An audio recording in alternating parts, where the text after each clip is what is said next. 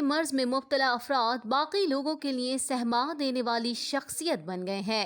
پاکستان کے دیگر صوبوں کی طرح سندھ میں بھی کرونا وائرس کے نتیجے میں ہلاک ہونے والے افراد کی تدفین انتہائی نگہداشت کے ساتھ کی جاتی ہے۔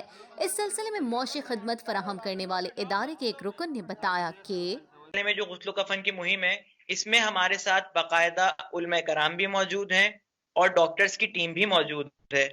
اگر کوئی شرعی مسئلہ ہو تو اس کو بتانے کے لیے علماء کرام ہیں، اور اگر کوئی میڈیکلی ایشو آ جائے تو اس کو حل کرنے کے لیے ہمارے ساتھ ڈاکٹر موجود ہے۔ فلاحی ادارے کے ایک رضاکار جن کا نام محمد فاروق ہے، انہوں نے بتایا کہ کرونا کیمپ پر اطلاع ملنے کے بعد یہ والنٹیئرز اسپتال جا کر کرونا ڈیڈ باڈیز کو پلاسٹک کے کفن میں ریسیو کرتے ہیں اور نہایت ہی احتیاط سے سرد خانے میں منتقل کرتے ہیں۔ اس کے بعد غسل کا مرحلہ شروع ہو جاتا ہے۔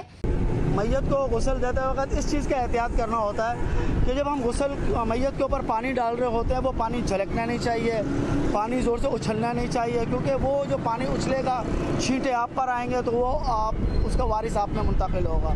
تو اس لیے عام میت کو غسل دینے میں جہاں آدھا گھنٹہ لگتا ہے، کورونا کی میت کو غسل دینے میں گھنٹے سے 1.5 گھنٹہ لگ جاتا ہے۔ یوں تو ڈاکٹر اور میڈیکل عملہ فرنٹ لائن ورکرز میں شامل ہوتا ہے، لیکن یہ رضاکار بھی کسی فرنٹ لائن ورکر سے کم نہیں، جو اپنی زندگی داؤ پر لگا کر کورونا کی میتوں کی رسومات کو نہایت ہی مناسب طریقے سے پورا کر رہے ہیں۔ کورونا وائرس کے مرض میں مبتلا مریض کے ہلاک ہونے کی صورت میں انہیں دفنانے کے لیے خاص انتظامات اور طریقہ کار اختیار کیا جاتا ہے۔